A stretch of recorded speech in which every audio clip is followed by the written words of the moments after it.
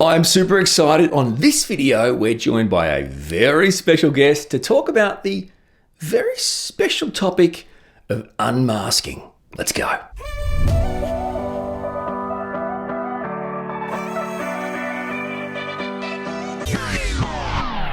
Welcome, my friend. Great to see you, and thank you so much for watching. I'm Orion Kelly, that autistic guy. I'm all about helping you increase your level of understanding, acceptance, and appreciation of the autistic community. So if that sounds like something you're interested in, well, I'd love it if you would consider subscribing to my YouTube channel. And the best thing is you'll join the most amazing YouTube community. I absolutely love our very special guest for this video, Claire from the Woodshed Theory. Now, if you have not checked out Claire's YouTube channel, Woodshed Theory, you must.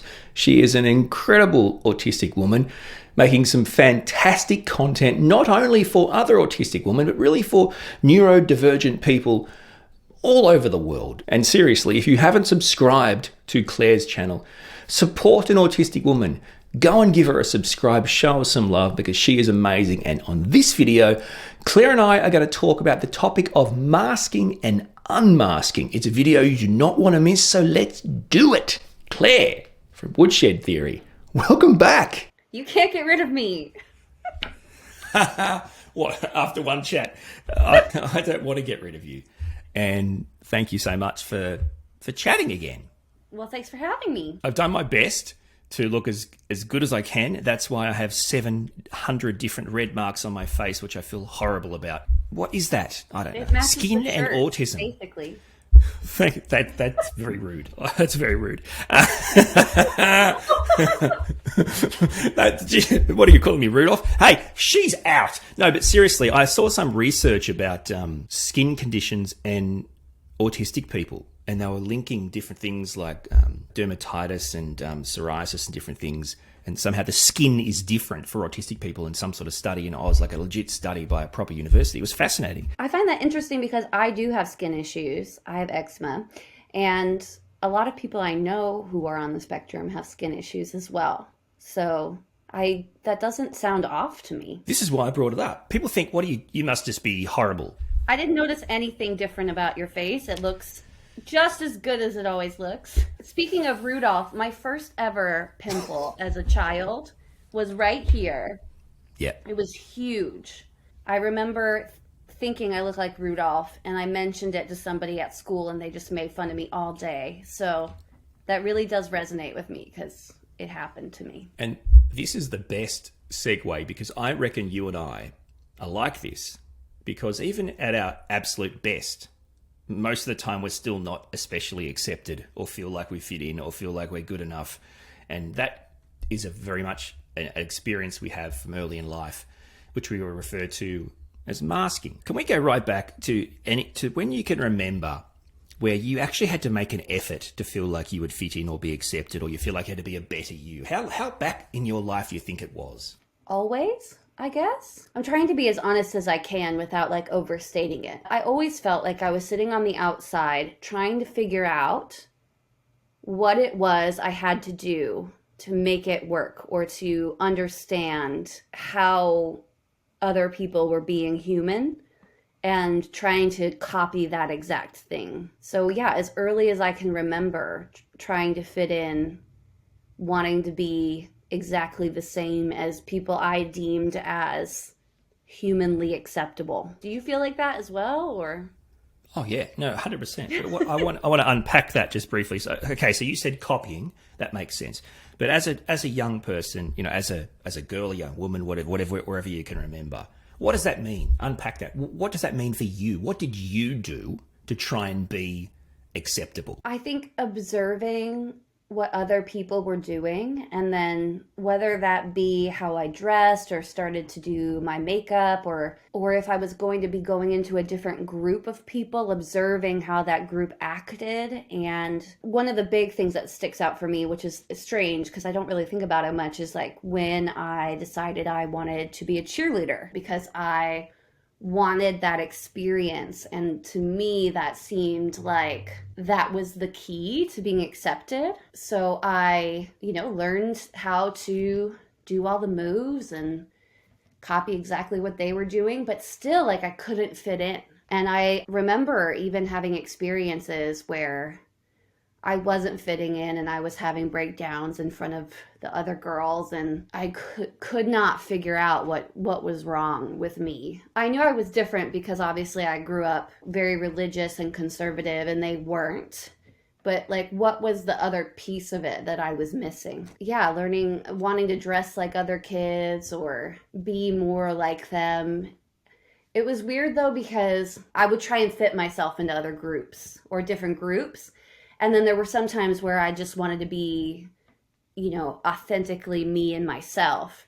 And people can see that you're moving from group to group, right? Like they can see that you act a little bit differently or dress differently, or it's so weird now to look back and think about it, because now I just try to be myself. But it wasn't coming from like a disingenuous place when I was younger. I just wanted so badly to be a part of something, and I just couldn't figure out how to make it happen. But I think that's totally relatable. Like there's no way of looking at it and going, oh, how fake is that? That makes total sense, because clearly, is there any more quintessential level of acceptance to reach than being a football player or a cheerleader? I mean, exactly.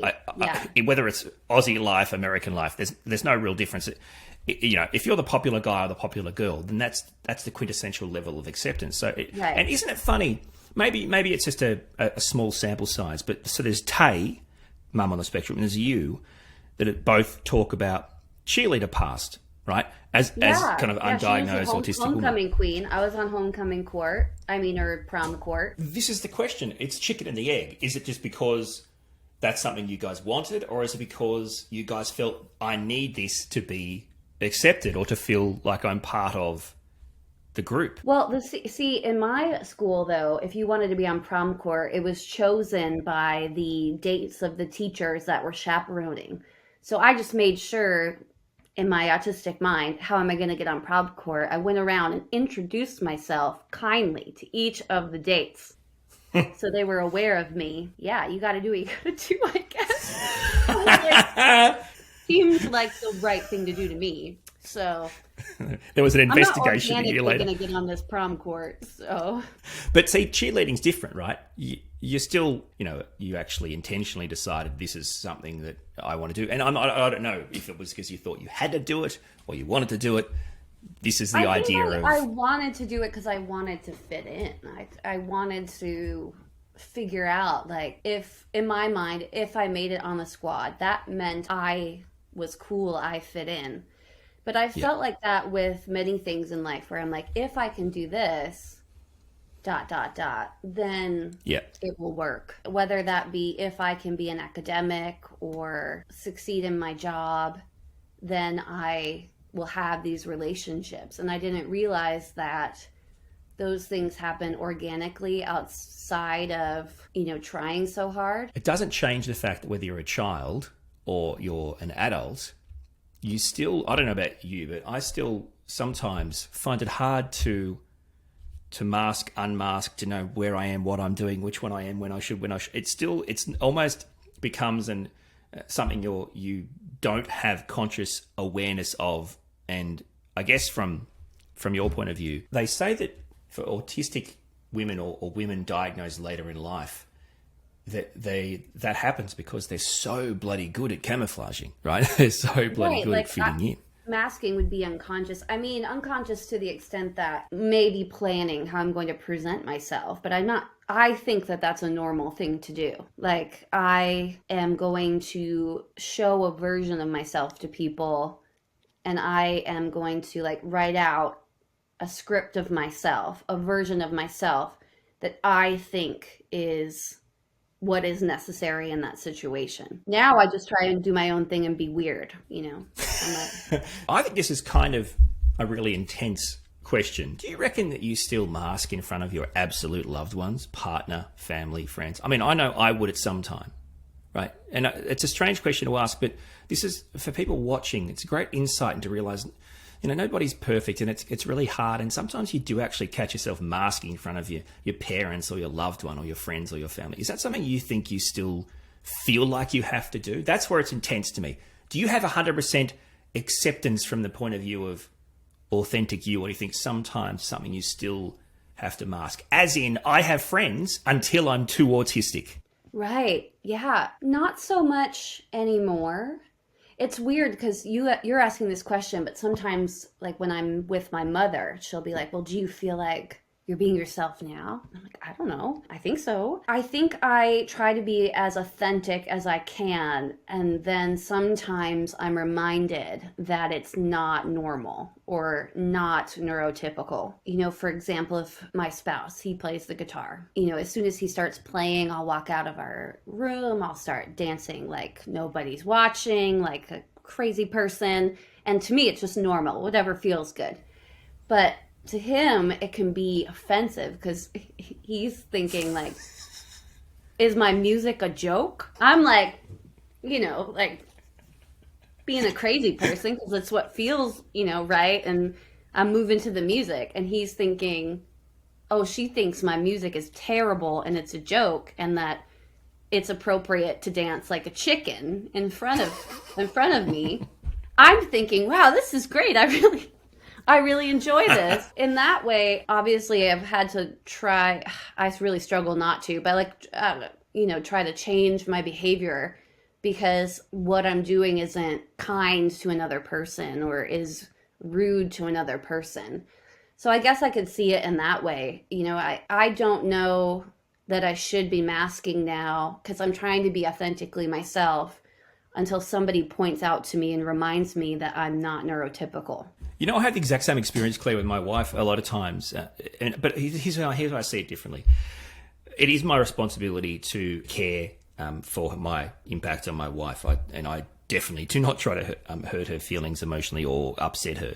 But then the double empathy problem here of two different operating systems. We have to work out if you're going to be married to a neurotypical or a neurodivergent, you have to realize you both have to acknowledge different operating systems and you meet each other halfway. And for example, let's say your experience was my experience. I'd go to my wife, now hang on, your music's not a joke. If it was a joke, I'd basically walk out of the room in a humorous way, right? What the hell are you playing there? I'm leaving and this is horrible, right? But because I'm dancing and having fun, that's me saying, awesome, man, like you keep it going. Good, this is awesome. Like, and by doing this, I'm showing this is my kindness. So I get that I'm not trying to offend you and I don't want to offend you, but then I think it has to work both ways. And I always have this conversation with my wife. I don't give people time if it's going to be bad. Like your dancing is my way of displaying, I'm into this, I'm into you. This is awesome, right?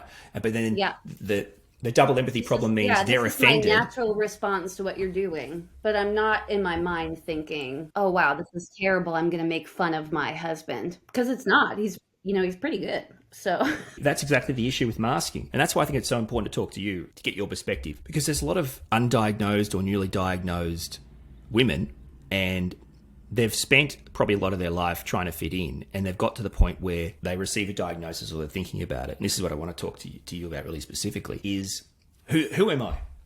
Okay, great. Thanks for the diagnosis. Big question. When do I mask? When don't I mask? What's the mask? How do I take it off? Can I unmask? And this is where I think people will really want to listen to some of these amazing ideas and thoughts you have forget about how to mask and masking. Forget about the detriments of masking. Everyone's done that. Yeah. What I think is amazing about, and it's another video you can do for your own channel, but this is great, is I want you to talk about the crap things of unmasking. Forget about masking. Unmasking is detrimental, yeah? Unmasking has challenges for a woman diagnosed later in life. Masking is one thing, but how did you struggle to work out who am I and how am I taking this mask off? What is this mask? It's definitely a process I feel like I'm still going through. Wow. I mean, that is the question, right? It's hard to say because in some ways I feel like I don't give an F. I do what I want. I just want to be myself, dress the way I want to dress, act the way I want to act. But then I think about, well, sometimes I need to go out in public. And that can be very difficult when, the way that you're presenting yourself isn't accepted or you're worried about how you're going to be perceived.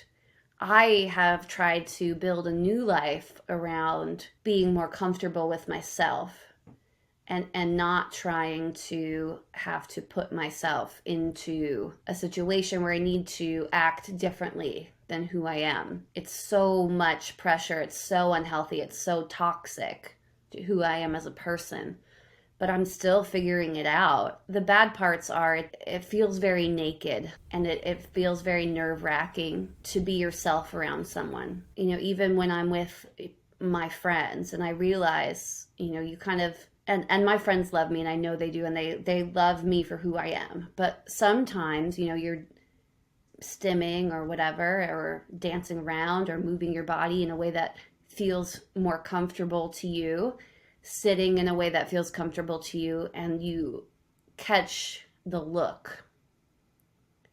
And oh, I feel a tinge of emotion. Sorry. Don't apologize. Yeah, when you realize that your friends just remembered, you can see the thought go through their mind about your autism, and then you remember. Because I think I did a short on this once about like how sometimes it's easy for me to forget that I'm on the spectrum as a person who lived most of my life not knowing, and now kind of becoming more of a recluse because it's more comfortable, as you know, to not have to be around, neurotypicals. I don't know how else to say it. Like, I forget that I'm different. And then when you see it on other people's faces, the recognition, there's acceptance there too, but it kind of just makes your heart sink. Like, oh, I am a different person than who I thought I was. I'm running on Linux and everyone else is running on Windows, Why do you think that experience specifically with your friends, that story you just told, brings up emotion? Because of the life of masking, I think. This like ableist vision of who I'm supposed to be or what it's supposed to look like. The acknowledgement of difference, where you spent so much of your life not wanting to be different. And I want to be clear that I'm okay with being different, and I like who I am, and I like who I am as an autistic person. And as you know, it's like, when people start talking about like, well, you're the same person, it's like, no, like this is my identity, and I understand myself in a way that I haven't understood myself before. And that has changed everything. There's complicated feelings knowing that I am different, and I'm never going to be the person that I had envisioned, or there's no way for me to be neurotypical. And there's a lot of like weight there. I hope I'm explaining myself well. I'm sorry. 100%. Do you feel like a lot of autistic people fail to mourn the loss of themselves, fail to mourn the loss of the neurotypical person they could have been, and then just think, oh no, this is me, and it's okay. And I say that as in, but for mourning the loss of what you could have been, how can you love you? How can you be you? Yeah, I think it's a big issue. And one of the videos that I have out, which is like dealing with like latent trauma from an autism diagnosis, that's the video I get the most heartfelt comments on consistently. People always go back to that video. And I think it's because there's the expectation of, okay, well, now you have a diagnosis, but you're supposed to just keep moving on because you're the same person and nothing's different. You just know this about yourself now. But that could not be further from the truth. I think when you get a formal diagnosis, or you realize that you're autistic and you take on a diagnosis, everything changes because everything is viewed through a completely different lens. So to say, okay, well, just keep moving forward, how do you move forward when I feel like at that moment, like time stops for you? And the expectation is to keep going, keep being the person that you were, continue to try and make it work, when you realize that it's never going to work because that's not how you're wired. It makes total sense. It makes total sense. Dealing with that is just, we need to talk about it as a community, right? But it changes everything. It's not a piece of paper. It's not just a diagnosis. You must get this all the time. I know that it happens to me, whether it's adults. It's like, seriously, man, like what's the point? I think I am. I probably am, but I've got this far. What's the point? I always find that such a strange question because it's like, what's the point? I mean, like, do you know what I mean? Do you hear that from people too, as in asking you, why bother with an adult diagnosis? You've made it this far. What's the point? But that's because they see it as just a piece of paper, where we see it as it's actually a complete rebirth.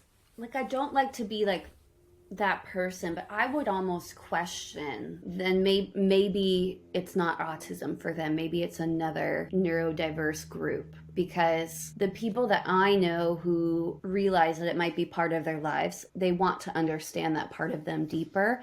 But I guess it could be different. I mean, I've met people who are like, well, I was diagnosed really young and I've just never really thought about it because it's always been part of my life. But as a late diagnosed person, I haven't met many people who are like, oh, I think that, like, if it's not that important to you and it's not an issue, I don't know. That's when I feel like people bring up, like, oh, well, we're all kind of a little bit on the spectrum, or we're all kind of a little autistic.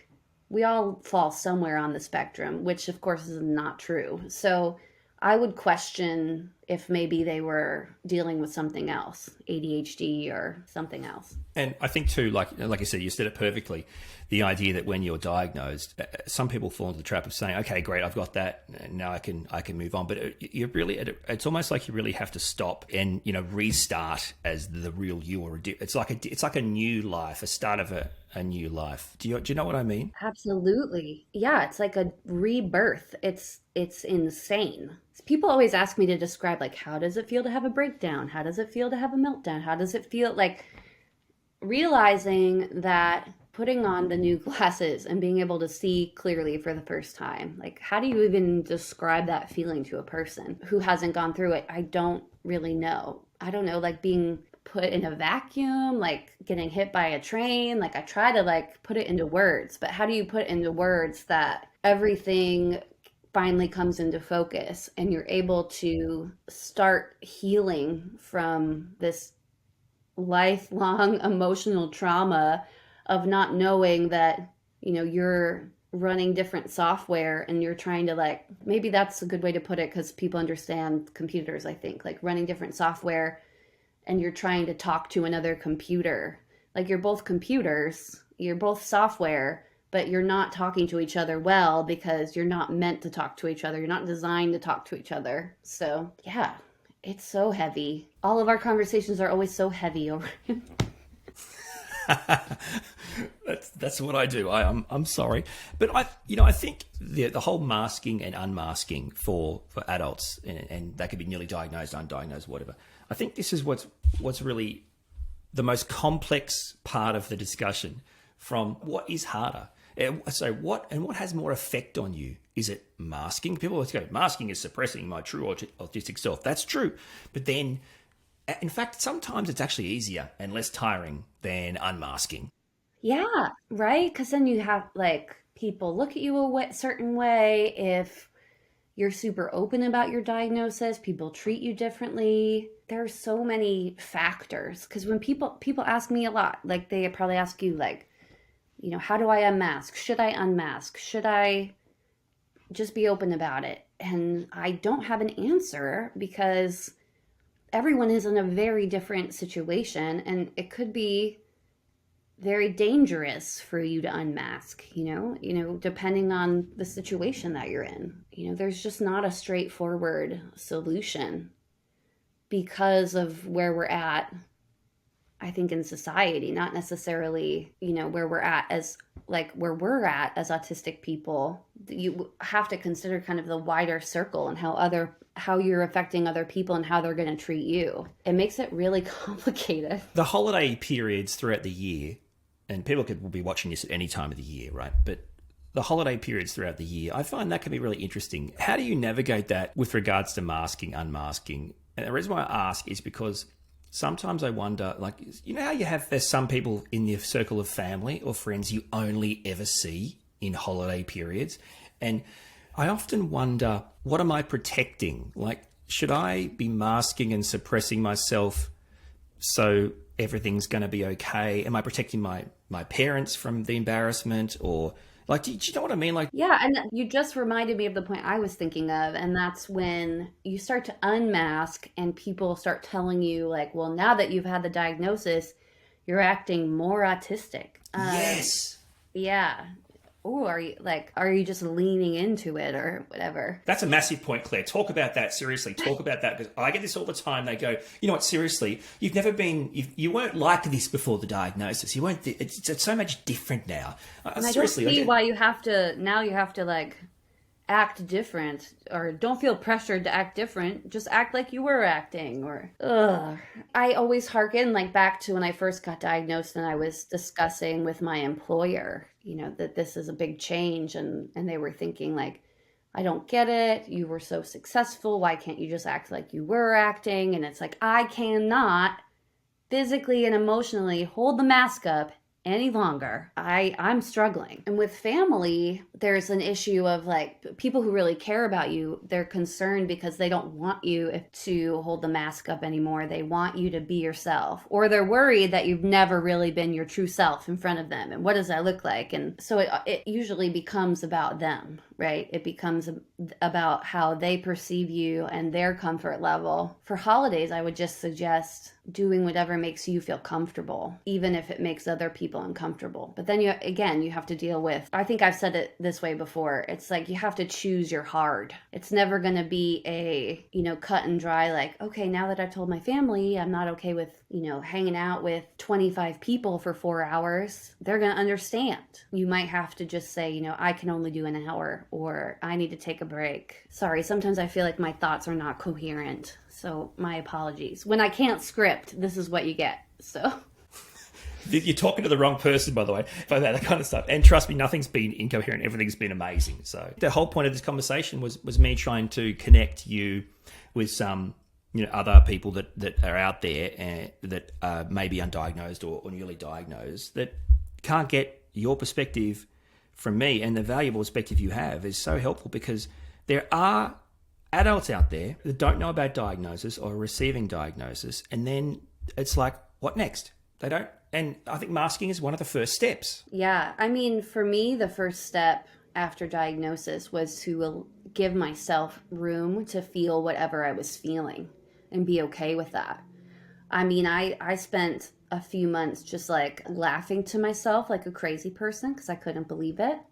Between that and like crying all the time because all of this, pent up emotion that I didn't even know that I was carrying around, this weight I was carrying around, suddenly I was told like, you can put it down, and dealing with that emotion. So I know we kind of touched on this before, but allowing yourself to feel everything that you need to be feeling in the moment, and not having an expectation of like, oh, well, I should be happy about this, or I should consider this like a blessing that I know. Because yeah, it is. But then also, well, that effing sucks, like, oh, okay, great. You're just telling me that everything I was trying to do, my whole viewpoint, I used to tell people like, I know myself, I know exactly what I need. And yeah, I did know what I needed. I just didn't know that it was because I was autistic. That's my first thing is, number one, allow yourself to feel what you're feeling. And then second is to find a community of people who understand where you're coming from, and where you can feel free to be open and authentic about how you're feeling and know that they understand you back. That to me has been the most helpful thing. You know what? Incredible chat as always. Deep, incredible chat as always, Claire. Thank you so much. It's been amazing. Oh, well, anytime you want to chat, I'm here. Alone. When Orion reaches out to me and he's like, does this fit your schedule? And I'm like, yeah, let me just flip through my very busy schedule. I purposefully keep the schedule empty. It's what I can handle. So the incredible Claire from the Woodshed Theory YouTube channel, an amazing autistic woman. Please check out her channel, give her a subscribe, and show us some love. Thank you, Claire, for your time. I appreciate it. And if this video has resonated with you, please share it with your family and friends so we can reach more people. Until my next video, thank you so much for your support. I really do appreciate it. We'll talk soon.